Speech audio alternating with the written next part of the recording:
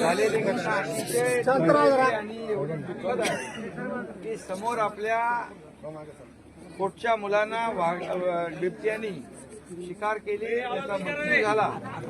खरं म्हणजे हे अतिशय दुर्दैवी आहे आणि म्हणून फॉरेस्टच्या लोकांना पण आता तिथं होते त्यांना मी सांगितलेलं आहे की यानंतर एकही मृत्यू इथं बिबट्याच्या हल्ल्यामध्ये होता कामा नये. त्यासाठी काय फौज आणायची ती आणा, काय यंत्रणा लावायची ती इकडे लावा, पण याच्यानंतर एकही मृत्यू होता कामा नये याची तुम्ही सगळ्यांनी काळजी घ्या. आणि त्याचबरोबर यामध्ये सगळ्यांचं एकच म्हणणं आहे की रात्री तर बिबटे ठीक आहेत, परंतु दिवसा सगळे बिबटे दिसायला लागले आणि त्यामुळे हा परिसर जो आहे हा बिबट्या मुक्त करण्याची मागणी गावकऱ्यांची आहे.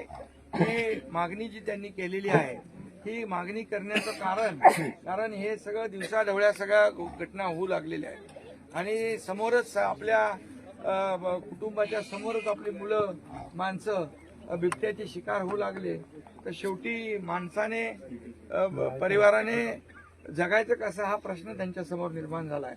त्यामुळे मी या बाबतीमध्ये अतिशय गांभीर्याने मुख्यमंत्री महोदयांशी आणि केंद्र सरकारचे जे संबंधित लोक आहेत यांच्याशी या सगळ्या गोष्टी बोलून आपल्याला याच्यावर यानंतर एकही मृत्यू होऊ नये यासाठी जी मागणी बिबट मुक्त या ठिकाणचं जे काही परिसर आहे तो झाला पाहिजे, तो कसा करायचा, त्याच्यावर काय उपाय करायचे, यापुढे एकही हल्ला एकही मृत्यू होऊ नये यासाठी जे जे काही उपाययोजना करायच्या त्या शासन करेल बिलकुल. आणि त्यासाठी मी स्वतः यामध्ये लक्ष घालेन गांभीर्याने आणि ज्या लोकांना आज हे दुःख भोगायला लागलंय त्यांच्या मागे देखील पाठीशी सरकार पूर्णपणे उभं राहील त्यांच्या मागे. शेवटी गेलेला जीव आपण वापस आणू शकत नाही, परंतु जे आता पुन्हा अशा प्रकारची दुर्घटना होऊ नये ती टाळली पाहिजे यासाठी जे उपाय करायचे ते करू.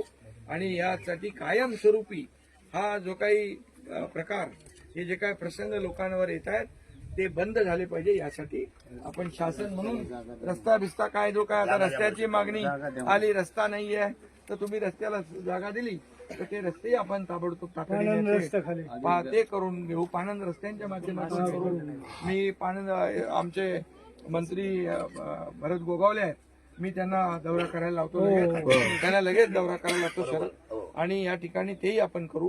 पण सगळ्यात महत्वाचं हे सगळे बाकी गोष्टी होतील पण इथून पुढे एकही जीव जाता कामा नये यासाठी आम्ही प्रयत्न करू. एवढीच अपेक्षा होती.